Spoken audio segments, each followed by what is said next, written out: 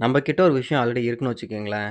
நம்ம அத வந்து வேல்யூ பண்ணவே மாட்டோம். கிட்ட ஆல்ரெடி சைக்கிள் இருக்கும். நம்ம பைக் இருக்கவன பார்ப்போம். பைக் இருக்கும். நம்ம கார் வச்சிருக்கவன பார்ப்போம். கார் இருக்கும். அத விட நல்ல கார் இருக்கவன பார்ப்போம். when we have a good people around us நம்ம வந்து அத டேக் தெம் கிராண்டடா எடுத்துப்போம். போதுமான அளவுக்கு காசு இருந்தாலும், கோல்டு இருந்தாலும், அது பத்தலையோ, இன்னும் வாங்கணுமோ அப்படின்னு தான் நினைப்போம். நம்ம கிட்ட என்ன இருக்கு அப்படிங்கிறத பார்க்கிறதே கிடையாது. ஏன்னா நம்ம கிட்ட என்ன இல்லையோ அத தான் பார்க்குறோம். மேலேயே பார்த்துட்டு இருக்கு. ஆனா இந்த பாயிண்ட் ஆஃப் வியூல யோசிச்சு பாருங்களேன். எவ்ரிதிங் யூ ஹேவ் டுடே யாரோ இன்னொருத்தவங்களோட ட்ரீமா இருக்கலாம். நீங்க யூஸ் பண்ணிட்டு இருக்க சைக்கிள், நீங்க யூஸ் பண்ணிட்டு இருக்க பைக், நீங்க யூஸ் பண்ணிட்டு இருக்க ஃபோன், உங்களுக்கு சுத்தி இருக்க குட் பீப்பிள், நீங்க பார்த்துட்டு இருக்க வேலை இது எல்லாமே இது இல்லாத இன்னொருத்தவங்களோட ட்ரீமா இருக்கலாம். அதுக்காக அவங்க டெய்லி ஏங்கிட்டு இருக்கலாம். நீங்க யூஸ் பண்ணி வேணான்னு தூக்கி போற ஒரு பொருளே இன்னொருத்தவங்களுக்கு அவ்வளோ பெரிய கிஃப்ட்டா ட்ரீமா இருக்கப்போ, நீங்க ஆல்ரெடி யூஸ் பண்ணிட்டு இருக்க பொருள நீங்க ரெஸ்பெக்ட் பண்ணல அப்படின்னா, நீங்க ஹேப்பியாவே இருக்க முடியாது. We should happy with what we already have. நம்ம கிட்ட என்ன இருக்கோ, நம்ம அதுக்கு கொஞ்சமாச்சும் கிராட்டிட்யூட் காமிக்கணும். இந்த மைண்ட் செட்டுக்கு நம்ம போயிட்டோம்னா, நம்ம கிட்ட என்ன இருந்தாலும், ஒண்ணுமே இல்லனாலும் நம்ம ஹேப்பியா தான் இருப்போம். பொருள மட்டும் கம்பேர் பண்ணல. உங்க லைஃப்ல எந்த பொருளுமே இல்லன்னு வச்சுக்கோங்க. ஜஸ்ட் ஒரு ஹாஸ்பிட்டல் வாசல்ல போய் ஒரு 1 ஹவர் நில்லுங்க.